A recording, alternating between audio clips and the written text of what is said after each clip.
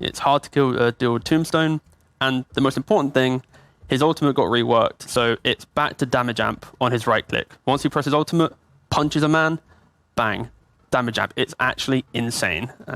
The issue here, though, the response from Unique, they've pretty much gone for like a very strong 3-4 combo that will make the Undying have no laning presence. So potentially Evil Corp are going to have to shuffle this Undying into a different lane, but of course still being that position 5. I will say right now that I have played this matchup, and I am shocked that they picked Faceless Void into Beastmaster. I think, yeah, Faceless Void got buffed a little bit in 7.27, but I don't think he was a bad hero prior, but he's unplayable, at least from my opinion. So when I go into this game, that's how I'm going to look at it, against like Zoo heroes. Yeah. Like, he doesn't want to deal with consistent push, because obviously he suffers with a long cooldown ultimate. And he's also mainly single target damage unless he gets like Battle Fury or Ags, but usually the pace of the game's too fast for those items. So I just see this Faceless Void hero, and now you're dealing with this Beastmaster Luna, and now they're trying to match it. They're not even giving me time to talk. This draft is so quick. I think in terms of draft order, it was Undying first pick, where they picked the Void blind, and then Unique were able to then respond with the Beastmaster. So it was less of a picking into it, but it's the fact like the principles. I thought I saw it the other way. No, that's fine. There's the principles that BSJ highlight, which is why this Void blindly being picked. Like if they were second pick and they were able to pick Void, cover it with like the bands of Zoo, sure. But the fact that they've blind picked Void, been Beastmastered, and then eventually now you have Luna as well. It's like all the answers you need to deal with this early Void pick, and you've dealt with the Undying pick. It's very scary. The answer that they have is, let's double down on what we have. Let's go for a Huskar, which we haven't really seen. I don't think we actually saw any games on it at OGA. I might be wrong there, but it's really not fresh to mind. So what you're telling me really is Evil Corp here are sticking to their guns, doubling down on it all, and they're going to try and make this work, but Unique are currently winning the draft. Oh yeah, for sure. Like even Huskar, for example, it's a Huskar draft is one that you play out your lane and you want to be able to like make moves to an objective, or at least try and play off of like a small skirmish timing. And the issue that Unique have is they don't really like, they can group up so quickly, pressure towers, and that group potential completely outdoes the Huskar, because Huskar can't fight up into the death ball. He wants to be the one being the aggressor, and he can't when he's having to react to tower defense. I wholeheartedly believe Beastmaster is going to run rampant this game.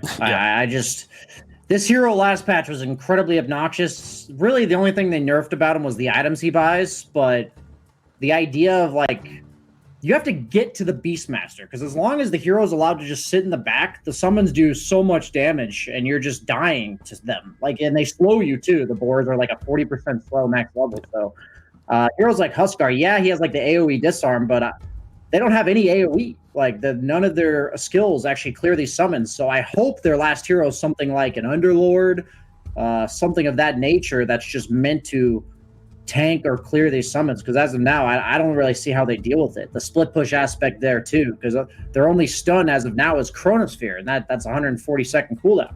Like, 160. Yeah. Like, where's their wave clear? Like, they've literally got nothing to deal with this push that is coming out. Like, they've seen the Beastmaster, and they've gone, okay, we need to find a way to deal with, like, we need to find a way to take an early fight damage. And they've done that. But then they've completely forgot about the aspect of how we push out our lanes quick enough to be able to make any plays on the map. They're locked into these timings, like BSJ said, and they're also locked into the fact that the time it takes to push out lanes to make any moves is also going to be incredibly high. So unless they somehow find some miracle way to play a strong laning phase, which I already don't see because they're outdrafted in that capacity, then it's going to be pretty hard for them to cleanly move around the map. So Unique's still in a really good position. This pick has a lot of weight. Yeah. Yes. Is there an option to build, like, dig themselves a way out of this? I'm trying to think of like what offlaner you have, right? Because BSJ, mate, thoughts? So it clears waves, right? Yeah. There's some split pushing aspect. It's a little bit of a stun. Thing for me is it doesn't synergize with Void really at all, and you just die to Roar. So like if Roar plus Luna like cooking you, even if you're rolling, I think Pango's strongest suit is when he's able to roll into the fight and like you can't do anything to him for the next 6 to 8 seconds or whatever. So in this case, I don't think that's the case at all. And now they get a decent lane counter. Huskar, usually you want like the ranged right clickers that are hard to Burning Spear. Wind Ranger's a perfect example of this. Yeah, really good. I don't want to be too skeptical or too biased here or whatever, but I think Team Unique's lineup is going to be an ugly one based on how I understand the matchups and the core roles right now. Yeah. My fear is this Pango pick, it's not really a strong laner. Again, on paper, like their draft on paper, it has timings, it has moments, right? But it's getting there. And Pango doesn't play a strong lane. Void plays quite a passive lane as well. Sometimes you can argue otherwise. Huskar, now it's been countered as well with the Windrunner. Like, there's going to be no lane that I'm going to see them go, wow, they can actually make their mark here and then maybe shift the balance of like the map movements.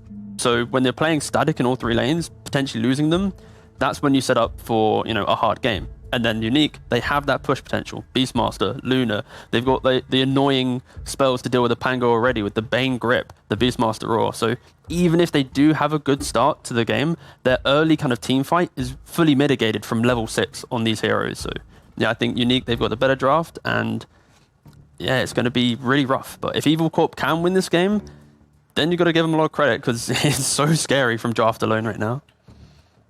Do you think they kind of just like hindered themselves straight off that second pick, and then it was kind of them clutching at straws to try and make this work? I think the first phase Void is fine if you can at least you have an approach to second phase, because it's like you pick the Void and then the response is Zoo, right? Or at least push. Let's not use the Zoo term; it's not really a thing anymore. But push. So then, if they had multiple ways to de-push, then I could argue, okay, it's a good idea because they've baited out a play style and then they've answered it, but they've not answered the upcoming play style that they're going to deal with. So, yeah, a little bit. All right, BSJ, I'm going to start with you. We still got a bit of time, so you can give it to me. I clearly think you're going to be going for Unique, but give me your reasons why and if there's any chance here for the EC boys. I just think Beastmaster, like, they addressed his roar aspect, and I'm going to go for Team Unique, no spoilers here, but the roar aspect of him is nice, but it's more about the consistent pressure that he always represents, and he's a hero that you either have to gank as 4 or you just let him take your buildings, because no single hero in the game, for the most part, can really survive getting roared when they're alone. So it creates a situation where you have, like yesterday we saw in the game with the Timbersaw plus Lifestealer cores, where they just have heroes they have to like 4-man gank. There's like too many of them, and you just don't have enough heroes in that stage in the game. But the thing is, Void is really powerful late game here. They don't have a save for Chrono, so if he's able to get like 3 or 4 items up, that's when they'll shine. But as T-Gov's already kind of mentioned, they didn't address the push really at all, so I can't envision them getting there. But if this game manages to go like 35, 40 minutes, at that point, I would favor the Dire draft here. Well, let's see. I'm guessing you're going for Team Unique as well, right? Yeah. Cool. Okay, T-Gov's on Team Unique. It's Team Unique all the way here. We've got Killer Pigeon and Pycat ready to deliver the action from this opening game. Boys, do you see any hope here for EC, or is it just Unique all the way? Yeah, I feel there's a little bit of negative Nellyism going on here, okay? You know, you give a little bit of credit to Evil 4. When I look at these two teams, Team Unique in the last 10 series, I was checking this up, they've only lost one series actually overall. So they are looking a bit rough in that regard. Whereas, I mean, come on, Pycat, how can you go against very, very, very discount evil geniuses? I don't think you can, man. You just can't go against the discount evil geniuses. But I don't know. We'll see. These guys once upon a time played with Hannah and come with the Arm Dragon out. I'm not going to try and justify this. This is definitely a team which has not been seen at all, hasn't like had much, kind of accolades to their name versus Unique that have been around for a long time now, right? These are the seasoned CIS players. Yeah, I mean, I feel like a lot of these players have been around for a long time, but maybe they haven't had them, all that much success. I mean, maybe bar BZC with the Pugnacer, but hey, he probably made some hard dollar from that. Okay. Yeah, definitely. I'm still trading those things to chocolate bars at this point. Well, we can understand where the panels come from, these two drafts, right? Like, when you see Luna, Beastmaster, straight away, you can understand why it would be the favorable draft out of the two sides. Yeah. I think it's kind of like I feel like they both have like kind of clear-cut ideas of what they want to do, right? It's like the It's like on the one side, it's like a really disruptive way of fighting with the Chronos and the just Huskar going in and Pango roly-poly, and some Oracle saves. And Unique kind of just wanna push, you know. They want to do kind of well in their lanes and just take a lot of buildings early on. Yeah, that's the big difference, right? Like one side, they have to kill to enable anything, while the other can just push or just dominate the fights. Yeah. By the way, PyCat, turns out you can hear me audio speaker. Okay, shit. I want to bump that down a little. Yeah. Gotcha. It's alright, guys. This is silly days. Is that better? Is it working better? I think so. Alright. Yeah. Just let me know how it goes. A little bit now. We got that quick to be gone. Yeah. Yeah. So cool game. We got a few kills so far. They have all been in Evil Corp's favor, which, I mean, this is kind of what was highlighted, right? It's like they want to succeed here. They kind of have to come up with the start and start to at least dominate the lane. So it's definitely looking that way for EC.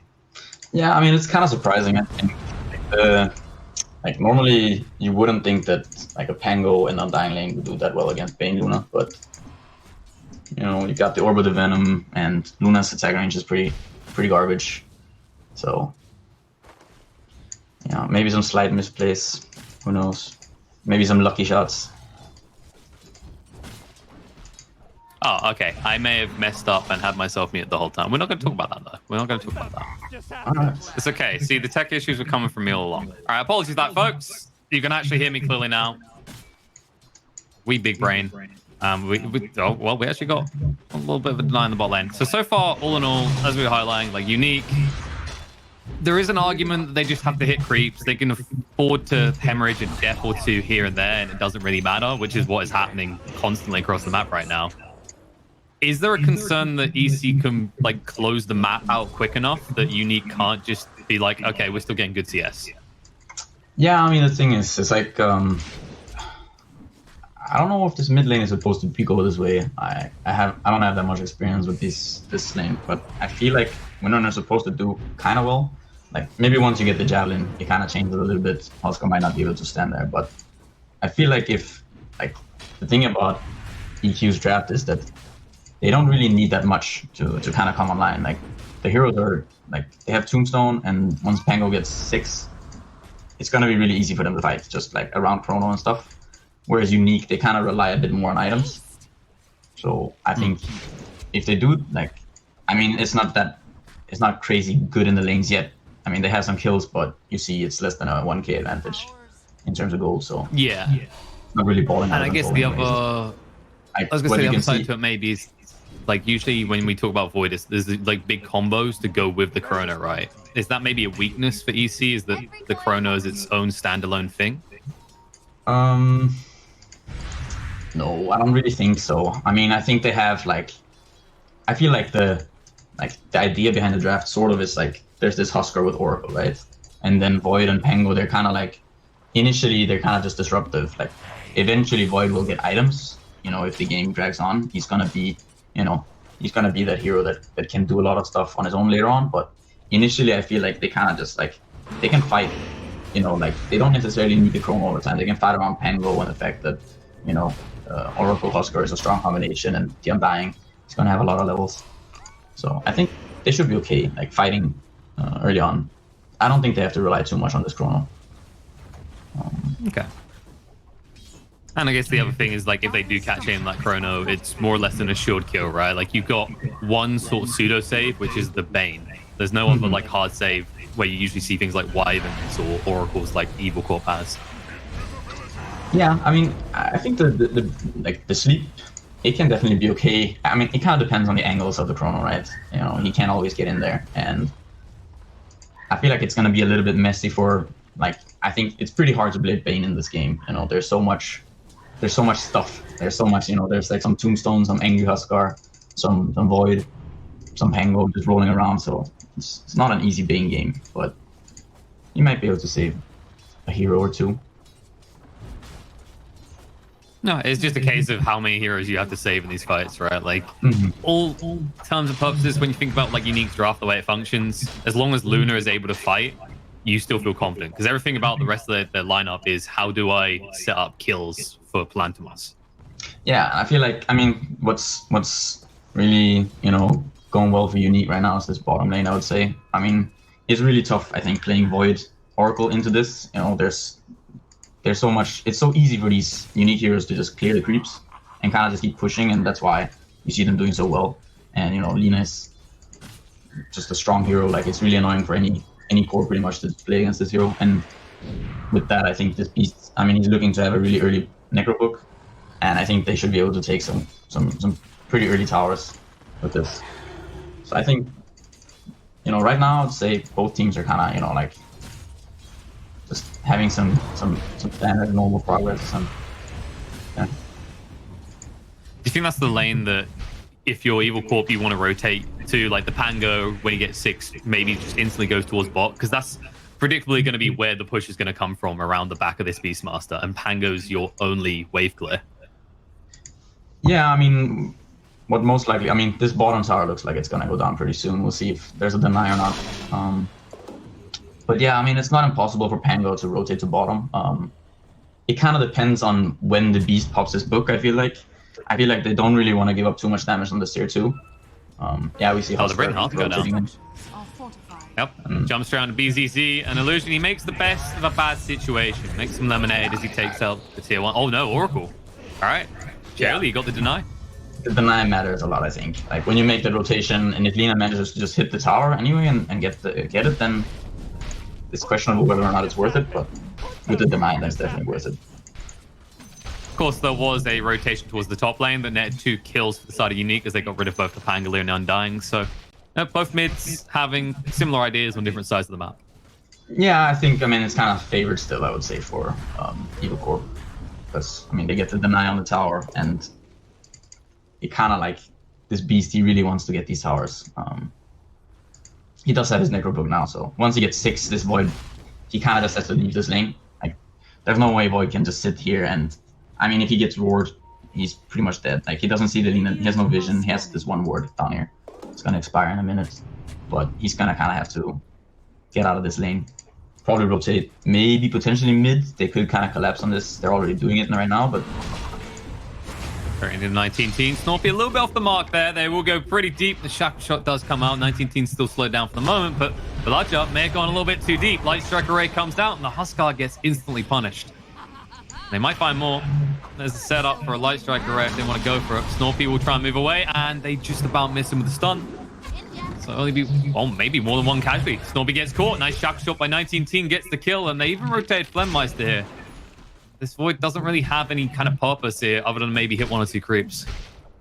Yeah, I feel like ideally, like, if this Void is closer here at this point, I didn't see exactly when he ported, but if he's there when this happens, like, if they're bringing the Void there with a Chrono, it most likely ends up with a kill on the Windrunner, and then they can kind of collapse on the tower. But now they're not, like, they bring in these 2 supports, and it's kind of hard to kill the Windrunner because he can just run away kind of fast. And yeah, definitely not an ideal way of doing this. I was gonna say, you can see the moment of kind of desperation, right? When they didn't hit the swashbuckle and get the slow off, it felt like that was maybe the moment to cut your losses, but then they immediately just decide, well, I'm a Huskar, I can just dive anything, right? Yeah, I feel like it's definitely tough if you don't bring the Void in there, or, you know, like, you have to be a little bit more clutch, right? You want to get the fortune in on the Windrunner when he windruns, and it's kind of hard to pull off, I think. I think now, like, it's really tricky now for Evil Corp to kind of play right now, because Unique have taken over their jungle, the beast is bottom, he's just hitting this tier 2. It's like 3 damage, the Void just died. And it's just look at this. They're going for 19 team. They get the kill, but you mentioned already Beast is bot. They just rotated 4 heroes for the Wind Ranger after the Void gets eliminated by the supports of Unique, and the pressure's already been mounted on this tier 2 bot. It's probably going to go down, actually. Yeah, and I think, like, this Wind Runner doesn't really mind that much. I feel like Lina should be able to, they should be able to hold this tower. I think it's very, like, they should definitely aim to hold this tower when they have this much. You can already see, like, the Lina is level 8, and Windrunner is about to spawn again. And he can kind of just power shot these creeps. Yeah, and with this many heroes here, it's going to become enticing as they will TP over. Nightmare does connect on Undying. They'll be able to get him out of it for the moment. They don't want to commit too hard onto such a maybe low-value kill, especially when he's so beefy right now. Trying to get rid of the Tombstone. One more heal. Do it. Nightlight Strike Array. And the Shock Shot follow-up is good. The movement in Illusion gets low. Now the Chrono does go down. Huskar has to be saved by the False Promise. Stuck inside his own teammate's Chrono. Vanscore just trying to back away. Belaja very low, but will heal up by the end of it. BCZ in the meantime going to be chased down and killed off. And Huskar back ready on half HP. They bring down the Wind Ranger. Chase forward. Vanscore burns out to the dots. And it looks like they can turn around and finally get that tier 1 tower after a formidable fight coming out of Evil Corp. Yeah, I mean, this is still kind of what is nice about this EC lineup is that, you know, like, even though they're kind of down so much gold, you can see like the way they can fight with their heroes, even though they don't have any items. It's I feel like it's kind of ununique. This like I don't think they had to commit that much, and like you said, like going on the Undying, it doesn't really make sense at all, right? He's just disruptive, and you know, so is the Pango, and then there's a Void Chrono. Like they get this Oracle save off on the Huskar, and you kind of can't kill him at that point. He's gonna regen too much with Berserk Blood. And so I feel like they have to. They were... Oh, go ahead. They don't really need to commit there. I think they can just kind of stay back and just, you know, like I feel like the push was pretty much done when they started committing on this Undying. They could just kill the creeps and then just sit there with a few heroes and watch this EC lineup just stay there while Luna was free farming top. So that was the part I was going to highlight on to, right? Is it felt like they got kind of baited in that our Luna is always farming, so we can do whatever we want. Which is kind of true to an extent. And now they're going to try and do what they want to the Huskar, but he's so goddamn tanky. Straight away, this stun just to try and deter him, but they do get him in the end. Lina has the damage. Illusion doing so much work in this game. It's Northby doing a lot of work to Wind Ranger. Will bring down 19 as he gets brought to the ground. And there's Blantimos. This time the Luna shows up, and look at the ferociousness coming out from Unique. It's the Glaives chase on for more targets. 4 are going to fall on the side of Evil Corp, the price of 2 for Unique. And that's what happens when the Luna shows up. What the just happened? Yeah, I mean, it was a really nice Luna stun there. And combination like with the Luna hitting and just the Moonblaze bouncing. And at the same time, they're also getting this tier 2 bottom. Beast is gonna have his Necro Book 3 now and like 200 gold. And Luna just got so much gold right there. It's pretty much completed, man, I think. Yeah, this has always been the threat of Luna, right? This is why this hero has been so popular recently, is it just accelerates at a ridiculous rate, and because the aura especially it gives you this ability, especially when you got things like Beastmaster in a team, to just start balling up much earlier than your opponents are capable of. Mm-hmm. Yeah, I mean, Luna is like, I mean, you look at these heroes and you can think like, you know, like it's so much easier for this Luna to farm than anyone else, and she's also gonna have the Beast aura, and it's gonna be pretty spooky. But that's the thing about EC now, like. I feel like this is kind of what they should be doing, you know. They should be just going around as a unit and just taking these towers, like try to bait them into stupid fights like they did before. Just some awkward engagements, and it's gonna probably benefit them if they can get the Oracle save off. Yeah, and they're trying to go for the big objective, but they have to be hesitant because Huskar keeps getting too low. They do see Illusion. I'll just try to go straight for him. He throws out Laguna because he knows he's done and dusted.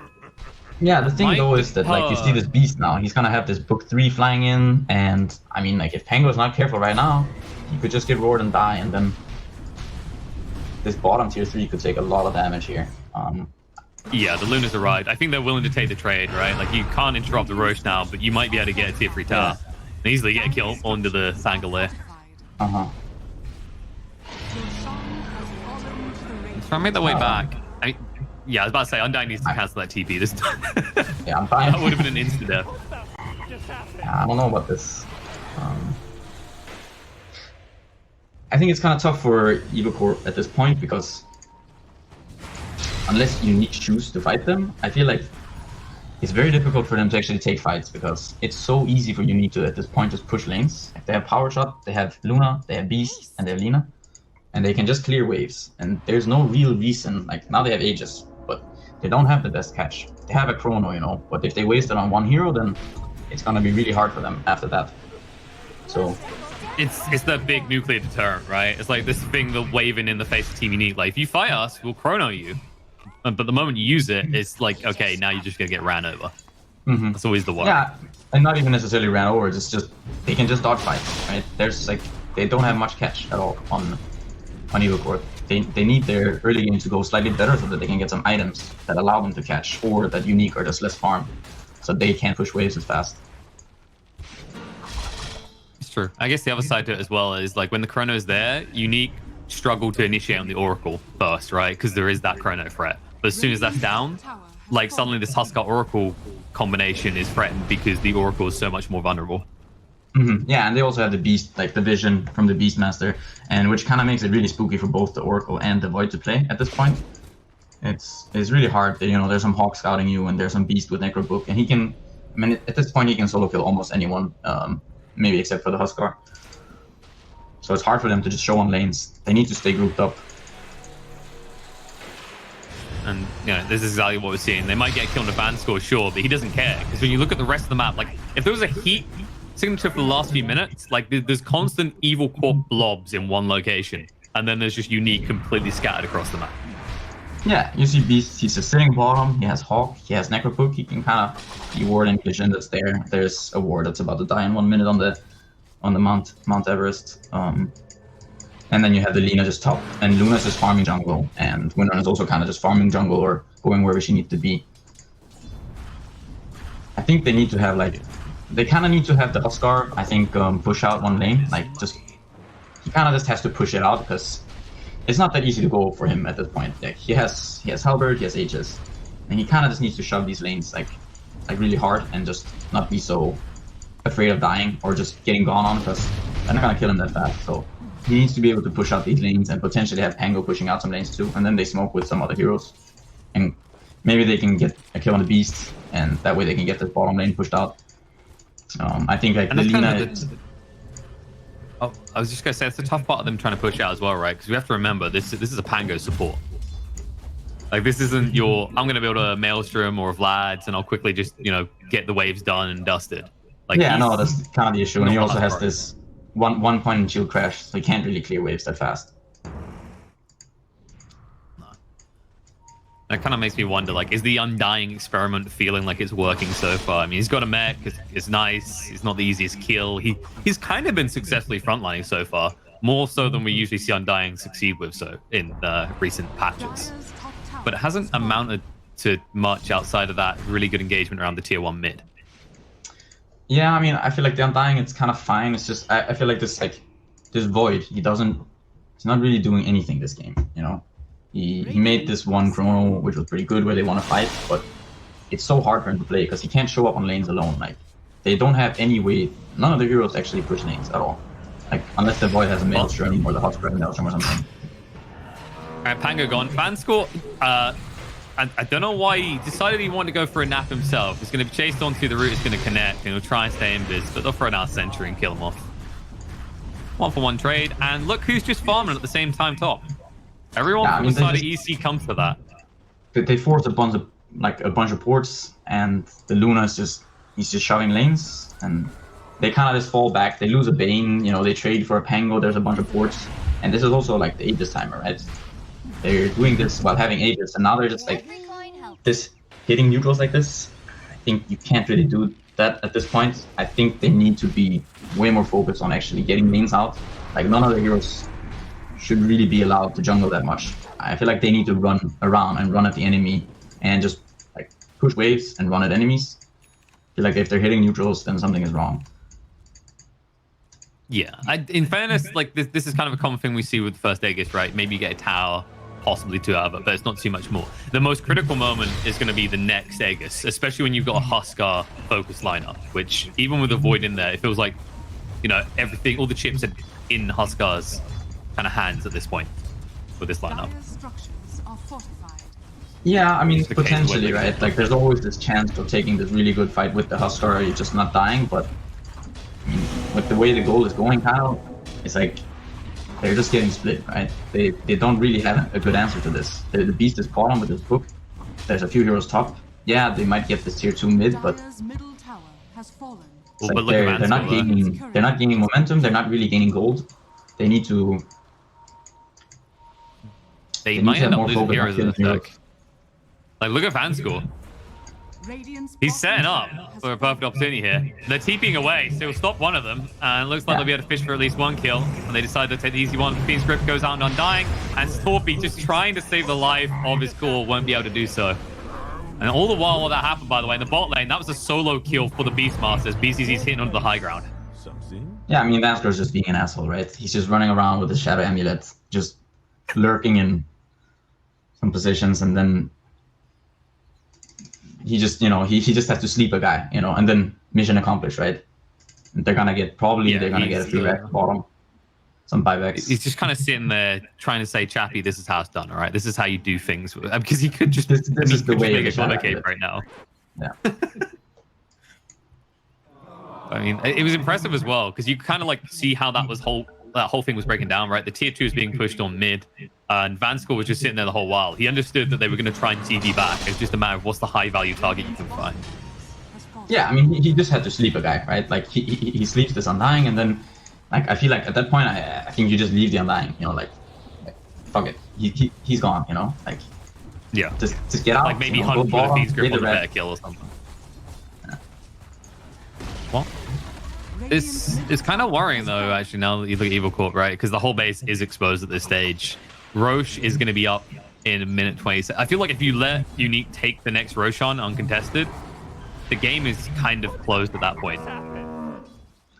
Yeah, I think already at this point, I mean, it's definitely really difficult because they need to position themselves, like they need to position themselves so that they can fight, right? They need to have the Oracle on the back and they need to engage, but it's so easy for Unique to play at this point. You know, they just have to split, and there's such limited catch. You know, like there's no Jules on the Pango. There's no, like, Void doesn't have any kind of mobility items. You know, he's just like walking around, you know, through Hawks and through Vision.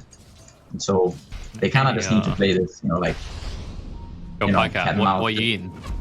Just run around, and eventually. Is it as tasty as a Faceless Void kill? Nope, they can't quite get him. All right, he'll get away with it. And Vansko really is being the most infuriating Bane to deal with that I've seen in a while, these positionings. Yeah, but you see this Void's net worth, right? Like, this is...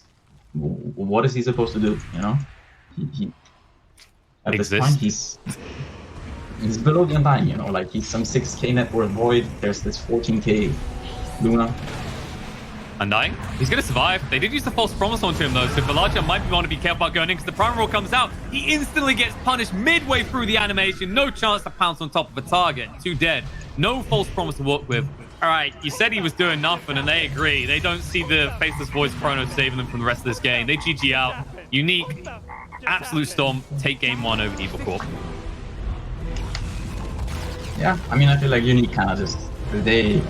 After this lane stage, it was kind of whatever, then they kind of just play, you know, like mouse and